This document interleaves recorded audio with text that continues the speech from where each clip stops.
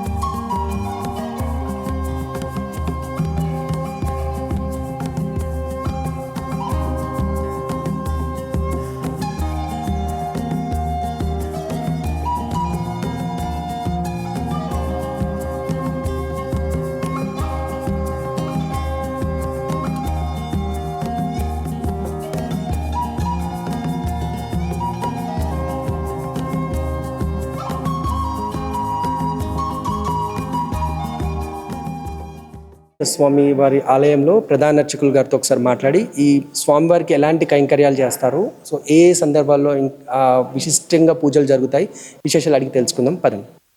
గురుగారు నమస్కారం అండి. ఓం నమో వెంకటేశాయ. పేరు? నా పేరు గోవర్ధనం మణిగంట. నేను ఈ యొక్క దేవస్థానంలో ప్రధాన అర్చకులుగా విధులు నిర్వర్తిస్తున్నాను. ఇది సంగారెడ్డి జిల్లా రామచంద్రాపురం మండలం కొల్లూరు గ్రామంలో శ్రీభూ సమేత శ్రీ వెంకటేశ్వర స్వామివారి దేవాలయంపై స్వామివారి ఇక్కడ కొలువుదీరున్నారు.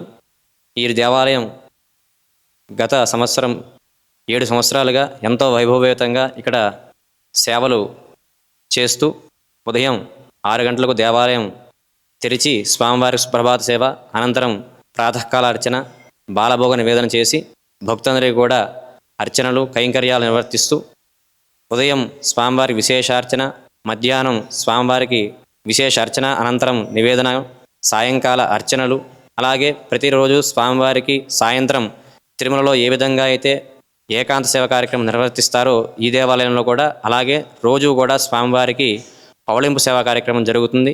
అదే కాకుండా ప్రతి శుక్రవారం స్వామివారికి అమ్మవార్లకి అభిషేక కార్యక్రమం, శనివారం విశేష అర్చనలు, సహస్రనామార్చన, శుక్రవారం రోజున అమ్మవారికి కుంకుమార్చనలు జరుగుతూ ప్రతి నెలా కూడా శ్రవణ నక్షత్రం రోజున స్వామివారికి విశేషంగా కళ్యాణ మహోత్సవం నిర్వహించబడుతుంది. ఇక్కడ కళ్యాణంలో ఎవరైతే పాల్గొని ఆ కళ్యాణం నిర్వర్తించుకుంటారో వారందరి యొక్క మనోభీష్టాలు కూడా నెరవేరుతాయని చెప్పి అనేక మంది భక్తులు ఈ దేవాలయంలో స్వామివారి యొక్క కళ్యాణం నిర్వర్తించుకుంటున్నారు. అలాగే ఈ దేవాలయానికి ఉపదేవాలయాలుగా గణపతి, కాశీ విశ్వనాథ స్వామి, అలాగే వీరాంజనేయ స్వామి, పంచముఖ ఆంజనేయ స్వామి, అలాగే ఈ యొక్క దేవాలయంలో విశిష్టంగా 2 శ్రీనివాసమూర్తులు అంటే 2 వెంకటేశ్వర స్వాములు ఈ యొక్క దేవాలయంలో కొలువడం ఇక్కడ విశేషం. యోగ శ్రీనివాసమూర్తిగా స్వామివారు మొదట ఈ గ్రామంలో వేయించేసి ఆ యోగ శ్రీనివాసమూర్తికి దేవాలయం నిర్మిద్దామనే సంకల్పంతో గ్రామస్తులు సహాయ సహకారాలతో ఆలయం ప్రారంభించి తదనంతరం ఇంత గొప్పగా వైభవతంగా అమ్మవార్లతో కూడినటువంటి వెంకటేశ్వర స్వామిని ఇక్కడ ప్రతిష్ఠించడం జరిగింది. ఈ యొక్క ఆలయానికి కుప్పాల గోపాలరావు గారు చైర్మన్గా ఉంటూ ఇతర కమిటీ సభ్యుల సహాయ సహకారాలతో అలాగే శ్రీ విశాఖ శారదాపీఠం వారి యొక్క ఆధ్వర్యంలో ఈ యొక్క దేవాలయం అత్యంత వైభవయుతంగా దినదిన ప్రవర్ధమానంగా అభివృద్ధి చెందుతూ ఈ స్వామి భక్తులకు కోరిన కోరికలను వెంటనే నెరవేర్చేస్తూ ఈ చుట్టుపక్కల గ్రామాల్లో కూడా విశిష్టమైన దేవాలయంగా పేరు ప్రఖ్యాతులు పొందుతూ స్వామివారు ఇక్కడ కొలువుదీరుతూ ఉన్నారు. స్వామి, ఇప్పుడు శ్రావణ మాసం మొదలైంది. సో శ్రావణ మాసం విశిష్టత ఏంటి? సో స్వామివారికి ఎలాంటి పూజలు జరుగుతాయి? శ్రావణ మాసంలో సాధారణంగా అందరూ అమ్మవారికి ప్రీతికరమైన మాసం అని చెప్పి చేస్తారు. కానీ ఈ శ్రావణ మాసంలో శివకేశవులను ఇద్దరిని కూడా ఎవరైతే అర్చిస్తారో వారందరికీ కూడా మోక్షం లభిస్తుందని చెప్పి శాస్త్రంలో చెప్పింది. అందుకే ఈ దేవాలయంలో కూడా ఈ శ్రావణ మాసం 4 రోజులు కూడా ఉదయం కింద ఉన్నటువంటి కాశీ విశ్వనాథ స్వామి వారికి విశేష అభిషేక కార్యక్రమాలు, అలాగే స్వామివారికి కూడా బిల్వపత్రాలతో 4 రోజులు కూడా విశేష అర్చన, అలాగే కొలువుదీరినటువంటి పద్మావతి దేవికి సాయంత్రం కుంకుమార్చన కార్యక్రమాలు అత్యంత వైభవేతంగా నిర్వహిస్తూ ఉంటాము. సో కుంకుమార్చన ఓన్లీ శ్రావణ మాసంలోనే చేస్తారా, లేకపోతే నార్మల్ అంటే ప్రతి గురువారం ప్రతి శుక్రవారం అలా చేస్తూ ఉంటారు? ప్రతి శుక్రవారం కూడా సాయంత్రం 6:30 గంటలకు పద్మావతి దేవికి సహస్రనామ కుంకుమ పూజ ఖచ్చితంగా జరుగుతుంది. అలాగే శుక్రవారం ఉదయం అమ్మవార్లకు అలాగే స్వామివారికి కూడా తిరుమలలో ఏ విధంగా అయితే జరుగుతుందో ఆ విధంగానే ఇక్కడ అభిషేక కార్యక్రమం జరుగుతుంది. గురువారం రోజు మాత్రం తిరుమలలో జరిగినట్టుగానే తిరుపతిలో ఏ విధంగా స్వామివారు కవచాలన్నీ కూడా తీసివేసి నేత్ర దర్శనం ఇస్తారు, ఇక్కడ కూడా ప్రతి గురువారం కూడా సాయంత్రం స్వామివారు నేత్ర దర్శనం ఇస్తారు. స్వామి, ఇప్పుడు శ్రావణ మాసంలో స్వామివారు అంటే పౌలింపు సెల్లో ఉంటారు ఒక 6 నెలలు అన్నట్టుగా చెప్తూ ఉంటారు. సో దాని విశిష్టత ఒకసారి చెప్పండి. శ్రావణ మాసం అని కాదు కానీ స్వామివారు ఆషాఢ మాస శుద్ధ ఏకాదశి నుంచి మొదలుకొని కార్తీక మాస శుద్ధ ఏకాదశి వరకు కూడా యోగ నిద్రలో ఉంటారని చెప్పి మనకు పురాణోక్తి. ఈ 4 నెలల్లో కూడా చాతుర్మాసం అని చెప్పి అంటారు. ఈ చాతుర్మాసం నెల రోజులు కూడా విష్ణుమూర్తి యోగ నిద్రలో ఉంటాడు కాబట్టి మనం ఆయనని మన శక్తి కొలది అర్చనలు పూజ కార్యక్రమాలతో ఆయన పూజిస్తే ఆయన మనకు అభీష్టాలు నెరవేరుస్తారని చెప్పి మన శాస్త్రం పురాణాలని కూడా చెబుతూ ఉన్నాయి. అందుకనే ఆషాఢ మాసంతో మొదలుకొని మనకు పండుగలు కూడా అప్పటి నుంచే ప్రారంభమవుతూ ఉంటాయి. ఆషాఢ మాసంలో ఏకాదశి, తొలి ఏకాదశి మొదలుకొని తర్వాత ఈ శ్రావణ మాసం, భాద్రపదంలో వినాయక చవితి, ఆశ్వేజ మాసంలో దసరా, అలాగే కార్తీక మాసంలో శివకేశులు ఇద్దరికి కూడా మనం విశేష పూజలు చేస్తూ ఉంటాం. కాబట్టి ఈ చాతుర్మాసం నెల రోజులు కూడా అత్యంత విశిష్టమైనవి. స్వామి, ఇంకోటి బింజాల సేవ చేస్తారన్నారు స్వామికి, ఎక్కడ జరుగుతుంది ఒకసారి దాన్ని కూడా ఒకసారి చూపెడతారు? స్వామివారి యొక్క పౌర్ణమి సేవని ఇప్పుడు అందరం కూడా తిలకిద్దాం.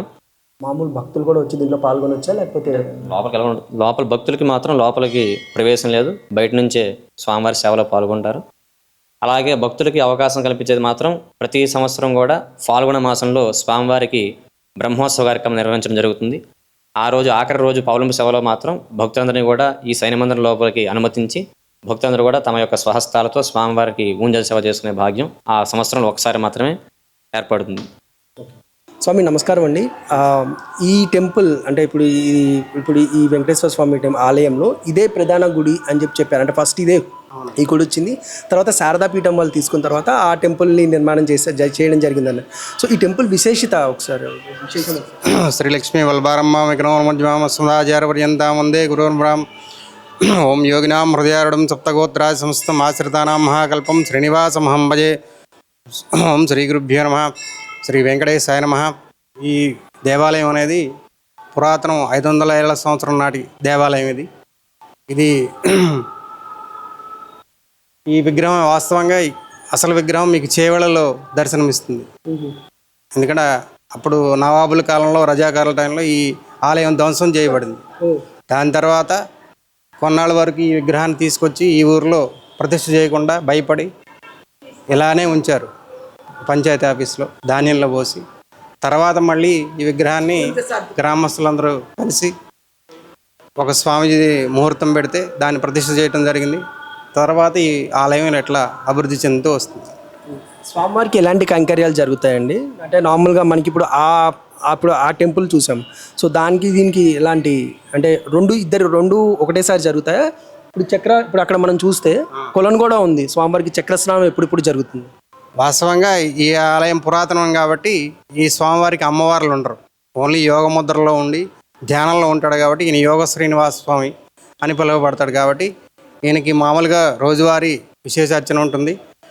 ప్రతి గురువారం ఉదయం 6 గంటలకు అభిషేకం జరుగుతుంది. విశేష అభిషేకము, అర్చన, అలంకారము అన్నీ యథావిధిగా జరుగుతూనే ఉంటాయి. ఈ స్వామివారికి అమ్మవారు లేరు కాబట్టి కళ్యాణాలు ఏమి ఉండవు. పైన మాత్రమే అమ్మవార్లతో కలిపి శ్రీభూ సమేత వెంకటేశ్వర స్వామి ఉన్నారు కాబట్టి అక్కడ మాత్రమే కళ్యాణం జరుగుతుంది. ఈ స్వామివారికి ఓన్లీ ఏకాంతంగా సేవ, అభిషేకము, అర్చన ఇవే మాత్రమే జరుగుతాయి. స్వామివారికి ఎప్పుడు చక్రస్నానం జరుగుతుందండి? చక్రస్నానం మన బ్రహ్మోత్సవాల సమయంలో చక్రస్నానం చేస్తారు. అక్కడ పుష్కరాన్ని కట్టారు నూతనంగా, దాంట్లో చేస్తారు. నమస్తే గురుగారు, మీ పేరు చెప్తారండి? నా పేరు శ్రీనాథ్ శర్మ అమ్మ. శ్రావణ మాసంలో శివారాధన ఎలా చేసుకోవాలి? జయంతి మంగళకాళి భద్రకాళి కపాలిని దుర్గాక్షమ శివాధాత్రి స్వాహాస్పథ నమస్తుతి. శ్రీ గురుభ్యో నమః. అందరికీ వచ్చే సమస్యలు ఏంటంటే శ్రవణ మాసం రాగానే అసలు శ్రవణ మాసంలో శివుడికి ఏ విధంగా పూజ చేసుకోవాలి, మనం ప్రసాదాలు పెట్టామా, ఎంతసేపు పూజలు చేశాము అన్న ఆలోచనలో మాత్రమే ఉంటారు. శివుడికి శ్రవణ మాసం అన్న, కార్తీక మాసం అన్న విశేష ప్రాధాన్యం. శివారాధన ఇంట్లో ఎలా చేసుకోవాలి అంటే మనకు ఆగమశాస్త్రం చెప్తుంది. ఏం చెప్తుంది అంటే జకారో జన్మ విచ్ఛేద పకార పాపనాశక జన్మ పాప వినాశిత్వ జప ఇత్యభిధీయతే అంటుంది. దీని యొక్క అర్థం ఏంటి అంటే జకారో జన్మ విచ్ఛేద, అసలు వాస్తవం జపం అంటే ఏంటిది అంటే మనం నిరంతరము స్మరణ చేసేదే జపము. ఓం నమ శివాయ నమ శివాయ ఎప్పుడైతే 11 సార్లు దాటింది అంటే ఇది జపము అన్న అకౌంట్లో ఆ సిస్టంలో వెళ్ళిపోతుంది. జకారో జన్మ విచ్ఛేద, ఈ జకారం ఏం చేస్తుందంటే ఈ జన్మని విచ్ఛేదం చేస్తుంది. విచ్ఛేదం అంటే ఏంటంటే విరగొడుతుంది. పకార పాపనాశక, ఈ పకారం ఆ పాన్న అక్షరం ఏం చేస్తుందంటే ఈ జన్మలో చేసిన పాపాన్ని నాశనం చేస్తుంది. మనం నిరంతరం ఇంట్లో చిన్న శివలింగం పెట్టుకొని లేదా స్వామివారి చిత్రపటం పెట్టుకొని ఓం నమ శివాయ అన్నదే అక్కడ ప్రాధాన్యము. నువ్వు ఎన్ని ప్రసాదాలు పెట్టినా ఎన్ని విధమైన పూలు పెట్టినా విశేష ఫలితం రాదు. ఎప్పుడైతే మనస్ఫూర్తిగా ఓం నమ శివాయ అని ఒక పుష్పం పెడుతున్నావో, ఓం నమ శివాయ అన్న పదం ఎప్పుడైతే అంటున్నామో అప్పుడు విశేషమైన శివానుగ్రహం అన్నది లభిస్తుంది. మకారం మననం ప్రహస్త్రకారాస్త్రాన ఉచ్యతే మననత్రాణ సంయుక్తో మంత్ర ఇత్యభిధీయతే అంటే ఏంటిదంటే మకారం మననం. ఈ మకారం అంటే ఏంటిదంటే మననము. ఎవరైతే మననం చేస్తూ ఉంటారో మకారం మననం ప్రహస్త్రకారాస్త్రాన ఉచ్యతే మననత్రాణ సంయుక్తో మంత్ర ఇత్యభిధీయతే. మీకు ఇంతకుముందు చెప్పాను మకారం మననం అసలు జపం అంటే ఏంటిదో చెప్పాను. 11 సార్లకు మించి ఓం నమ శివాయ అంటున్నాము అంటే అది జపము అన్న అకౌంట్లో పడిపోతుంది. మంత్రం అంటే ఏంటిది? శివ పంచాక్షరి మంత్రం ఓం నమ శివాయ, దీన్ని శివ పంచాక్షరి మంత్రం అంటారు. ఈ మననం ఓం నమ శివాయ ఎప్పుడైతే మీరు నిరంతరం అంటూ ఉంటారో ఆ పరమశివుడు ఎప్పుడైతే నిరంతరము నమ శివాయ అంటున్నావు కాబట్టి నమ శివాయ అన్న పదం మీరు నిరంతరము అంటే ఆ మంత్రం ఏం చేస్తుందంటే మిమ్మల్ని కాపాడుతుంది. నమ శివాయ నేనంటే నన్ను కాపాడుతుంది, ఓం నమ శివాయ మిమ్మల్ని అంటే మిమ్మల్ని కాపాడుతుంది. శివ ఇంట్లో పూజలు చేసుకున్నప్పుడు ఎన్ని నైవేద్యాలు పెట్టినా ఎన్ని పూజలు చేసినా ప్రాధాన్యం ఏంటంటే ఓం నమ శివాయ స్వామివారి స్మరణ మాత్రమే ప్రాధాన్యత. శ్రీమాత్రే నమః, శ్రీ గురుభ్యో నమః. జయంతి మంగళకాళి భద్రకాళి కపాలిని దుర్గాక్షమ శివాధాత్రి స్వాహా స్వధా నమోస్తుతే. అందరూ శివాలయం నుండి కొబ్బరికాయ తీసుకెళ్ళొచ్చా అన్న సమస్య అందరూ కూడా ఆలోచన చేస్తూ ఉంటారు. ఈ డౌట్ అందరూ కూడా వచ్చి ఉంటుంది. అసలు శివాలయం నుండి కొబ్బరికాయ ఇంటికి తీసుకెళ్ళొచ్చా అంటే ఖచ్చితంగా ఏ శివాలయంలో నుండి అయినా కొబ్బరికాయ తీసుకెళ్ళొచ్చు. కానీ పక్కన చండీశ్వరుడు అని ఉంటాడు. ఆ చండీశ్వరుడికి నమస్కారం చేసుకొని మీరు శివాలయం నుండి తీసుకెళ్లే ప్రసాదము చండీశ్వరునికి చూపించి ప్రసాదం తీసుకెళ్ళాలి. తర్వాత ఇంట్లో శివలింగం ఉంటే ఏ సైడ్గా పెట్టుకోవాలి అన్న ఆలోచన అందరూ కూడా వస్తుంది. ఎప్పుడైనా శివలింగము పానమట్టం ఏదైతే ఉందో ఆ పానమట్టము ఎక్కడ మీరు లింగాన్ని పెట్టుకున్నా కానీ ఈ పానమట్టం కానీ ఉత్తరం వైపు ఉండాలి. పానమట్టం ఏదైతే ఉందో ఈ పానమట్టము ఉత్తరం వైపు ఉండాలి. శ్రీమాత్రే నమః, శ్రీ గురుభ్యో నమః. గురువుగారు, శివుడికి పానవట్టం ఎటువైపు పెట్టాలి అంటే చాలా మందికి ఒక సందేహం ఉంది, అది ఎడం వైపుకి పెట్టాలా కుడివైపుకి పెట్టాలా అని చెప్పి. ఈరోజు మీరు ఆ సందేహాన్ని తీర్చగలరు? చాలా మంచి ప్రశ్నమ్మ. జయంతి మంగళకాళి భద్రకాళి కపాలిని దుర్గాక్షమ శివాధాత్రి స్వాహా స్వధా నమోస్తుతే. అందరికీ ఉండే డౌట్ ఏంటంటే శివునికి ఇంట్లో శివలింగం ఉంటే పానమట్టం ఏ సైడ్ ఉండాలి అన్న డౌట్ అందరికీ వస్తుంది. కొందరు బయటకు చెప్తారు, కొందరు చెప్పరు. అసలు శివుడికి ఎన్ని ముఖాలు అన్న విషయం ముందు తెలుసుకుందాం. శివుడికి మొత్తము 5 ముఖాలు. ఒకటి తూర్పు ముఖము, ఒకటి దక్షిణ ముఖము, ఒకటి పడమర ముఖము, ఒకటి ఉత్తర ముఖము, ఇంకోటి ఈశాన ముఖము. శివుడికి మొత్తం 5 ముఖాలు ఉంటాయి. ఎప్పుడైనా మనం సహజంగా ఏ శివాలయంకి వెళ్ళినా శివుడు తూర్పు వైపు చూస్తూ ఉంటాడు. శివలింగం ఎక్కడున్నా సహజంగా శివుడు తూర్పు వైపుకి చూస్తూ ఉంటాడు. శివుడికి మనం దర్శనం చేసుకునేది కూడా ఈ తూర్పు వైపు ఉన్న శివాలయాలు కొద్దిగా ఎక్కువగా దర్శనం చేసుకుంటూ ఉంటాం. శివాలయంలో లేదా ఇంటి దగ్గర ఎక్కడైనా మనం శివలింగం పెట్టుకున్నాము అంటే ఆ శివలింగం దగ్గర ఉన్న పానమట్టం ఏదైతే ఉందో ఆ పానమట్టము ఉత్తరం వైపు తిరిగి ఉండాలి. మీరు ఇంట్లో పెట్టుకున్నా, ఆఫీస్లో పెట్టుకున్నా, మీరు ఏ గుళ్ళో ప్రతిష్ఠ చేసినా కానీ ఈ శివలింగానికి ఉన్న పానమట్టం ఎప్పుడు కూడా ఉత్తరం వైపే ఉండాలి. జై శ్రీరామ్. నమస్తే స్వామి. ఇక్కడ ఆంజనేయ స్వామిని ఎలా పూజించుకుంటే ఉత్తమ ఫలితాలు పొందుతాము? ఓం శ్రీ గురుభ్యో నమః. మనోజవం మారుతతుల్యవేగం జితేంద్రియం బుద్ధివాతం వరిష్టం వాతాత్మజం వానరయుధముఖ్యం శ్రీరామదూతం శిరసా నమామి. ఓం ఆంజనేయాయ నమః. ఈ ఆంజనేయ స్వామి అని సుమారు 350 ఏళ్ళ నాటి చరిత్ర కలిగిన దేవాలయం ఇది. ఇదే స్థలంలో రావి చెట్టు కింద ఈ స్వామివారు ఇక్కడ వెలిశారు. తదనంతరం దీన్ని ఈ ఆలయంలోకి మార్చడం జరిగింది. స్వామి, ఆంజనేయ స్వామికి ఎన్ని ప్రదక్షిణాలు చేయాలి? అంటే జనరల్గా అందరికీ 3 చేయాలి, 5 చేయాలి, 11 చేయాలి, 9 చేయాలి ఇలాంటి అనుకుంటారు కదా. అసలు ఎన్ని చేస్తే మనకి ఉత్తమ ఫలితాలు పొందుతాము? ఆంజనేయ స్వామికి కోరిన కోరిక ఖచ్చితంగా తీరాలంటే కంపల్సరీగా 108 ప్రదక్షిణాలు అనేది చేయాల్సి ఉంటుంది. 108 ప్రదక్షిణాలు అయిన తర్వాత విశేషమైన ఆకుపూజ కానీ వాళ్ళు కోరిన మొక్కుల ప్రకారం 108 ప్రదక్షిణాల తర్వాత తదుపరి మంగళవారం కానీ తర్వాత కానీ వాళ్ళు విశేషమైన అర్చన, అభిషేకం, ఆకుపూజ, సింధూరి పూజ చేయించుకోవచ్చు. కానీ ఇన్స్టాగ్రామ్లో కానీ అయ్యగారులు మీకు ఈ కష్టం ఉంటే ఈ పని చేయండి, ఆ కష్టం ఉంటే ఈ పని చేయండి అని విపరీతంగా ఇన్స్టాగ్రామ్లో, యూట్యూబ్లో ట్రోల్ చేస్తూ ఉంటే వాళ్ళ పరిస్థితులు మాత్రమే వస్తున్నాయి. కానీ మన శాస్త్రాలు ఏం చెప్తున్నాయంటే మనం ఏ దేవుడైనా ఏ దేవత అయినా కానీ మనస్ఫూర్తిగా మనం స్మరణం చేసుకున్నట్టయితే, ఇప్పుడు శివుడు ఉన్నాడు, లేదంటే అమ్మవారు ఉంది, మనస్ఫూర్తిగా మనము శివుణ్ణి కానీ అమ్మవారిని కానీ వేడుకుంటే ఖచ్చితంగా ఆ పరమశివుడు కానీ ఆ అమ్మవారు కానీ ఏ దేవత అయినా సరే మీరు మనస్ఫూర్తిగా మంత్రం చెప్పి పిలిస్తే ఖచ్చితంగా పలుకుతుంది. మీ సమస్యకు సొల్యూషన్ ఏంటి అంటే ఏ జ్యోతిష్యుడి దగ్గరికి వెళ్ళాల్సిన అవసరం లేదు. మీరు ఖచ్చితంగా మనస్ఫూర్తిగా మీరు భగవంతుని పిలిస్తే ఆ భగవంతుడే ఏదో ఒక విధంగా మీకు దారి చూపిస్తాడు. ఎందుకంటే ఇంకోటి వృద్ధ రూపేణ దేవత దర్శనం ఇస్తుంది మనకి ఎప్పుడైనా సరే. చిన్న పిల్లవాడి రూపంలో కానీ, వృద్ధుడి రూపంలో కానీ, వృద్ధురాల రూపంలో కానీ, వృద్ధుడి రూపంలో దర్శనం ఇస్తుంది. మనకి నార్మల్గా చూసుకున్నట్టయితే ఎగ్జాంపుల్గా నా దాంట్లో జరిగిన విషయమే చిన్నది చెప్తాను నేను. పలానా ఒక దేవాలయంలో, ఆ దేవాలయం పేర్లు ఎందుకండి, నార్మల్గా దేవాలయంలో నిత్యం కూడా స్వామివారికి అర్చనాధికారంలో చేసే సమయంలో అభిషేకం అయిపోయిన ఒక 5 నిమిషాల తర్వాత వచ్చి బయట కూర్చొని నిత్యం కూడా స్వామివారికి అలా చూస్తూ ఉండిపోయాను. ఎందుకో తెలియదు, కాసేపటికి అలా అక్కడ దృష్టి మళ్ళీ భక్తులపైకి మళ్ళీంది దృష్టి. ఆ దృష్టి మళ్ళగానే ఆ ఒక 10 నిమిషాల్లో చాలామంది భక్తులు వచ్చారు. కానీ అంతమంది భక్తులు వచ్చినా కూడా ఆ భక్తులు ఇక్కడ నుంచి కనీసం ఒక 15 అడుగులు వేయాలంటే లేదన్నా మనకు ఒక 30 to 20 సెకండ్స్ ఈజీగా పడుతుంది. ఆ సెకండ్స్లోనే అంతమంది క్లియర్ అయిపోయిన తర్వాత ఒక భక్తుడు మళ్ళీ వచ్చాడు. అదే భక్తుడు, ఎవరైతే భక్తుడు నేను చూశానో మొదట, ఆ భక్తుడు మళ్ళీ వచ్చాడు. వచ్చిన తర్వాత అయ్యా స్వామివారి దగ్గర ఏదో కనిపిస్తుందండి చూడండి ఒక్కసారి అని అన్నాడు. నేను ఏం కనిపిస్తుంది, ఇప్పుడే కదా అభిషేకం చేసి మొత్తం అంతా కూడా శుభ్రం చేసుకొని వచ్చానని చెప్పి వెనక్కి తిరిగి చూశాను. ఆ శివలింగంలో స్వామివారు మంచిగా కళ్ళు తెరిచి మంచిగా స్వామివారికి ఇందుంటే ఇక్కడ కనిపించి అసలు ఎంత బాగా దర్శనం ఇచ్చాడండి స్వామివారు. అదే లింగంలో స్వామివారు మళ్ళీ అమ్మవారు కూడా దర్శనం మంచిగా త్రిశూలం పట్టుకొని ముక్క పుడక 2 కళ్ళు పెట్టుకొని కనిపించేసరికి అసలు 2 నిమిషాల వరకు నాకు నోటి నుంచి మాట రాలేదు. మళ్ళీ వెనక్కి అలా చూసి అలా వెనక్కి తిరిగి చూసేలోపు అక్కడ ఎవరైతే ఆ భక్తుడు నాకు చూపించాడో ఆ భక్తుడు అదృశ్యం అయిపోయాడు. అక్కడ స్వామివారు ఉన్నట్టే కదా అక్కడ. మరి ఇక్కడ నేను దేంతో చూశాను మొదట? ఇక్కడతో చూశాను. మనోనేత్రం అంటే ఇక్కడ ఉంటుంది, అది ఇక్కడ కాదు. దీంతో చాలా చూస్తాం, దీంతో చూడగలిగితేనే దాన్ని భక్తి అంటారు.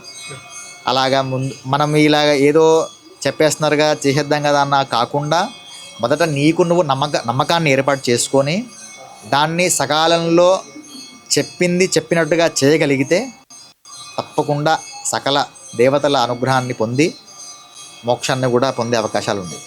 కరెక్ట్ టైంకి గంట కూడా పోయిందండి. సో ఇప్పుడు మీ మంత్రం సింధూరారుణ విగ్రహం తృణయనం మాణిక్యమౌలిస్ఫురత్తారానాయకశేఖరాం స్మితముఖీం మాపీనవక్షోరుహాం పాణిభ్యామలిపూర్ణరత్నశతకం రత్నోత్పలం బిభ్రతీం సౌమ్యాం రత్నకటస్థరక్తచరణాం ధ్యాయేత్ పరామంబికాం. శ్రీ గురుభ్యో నమః. శ్రీమాత్రే నమః. సర్వే జనా సుఖినో భవంతు, సమస్త సన్మంగళాని భవంతు, నిత్యశ్రేయస్సు నిత్యమంగళాని భవంతు. సర్వే జనాః సుఖినో భవంతు.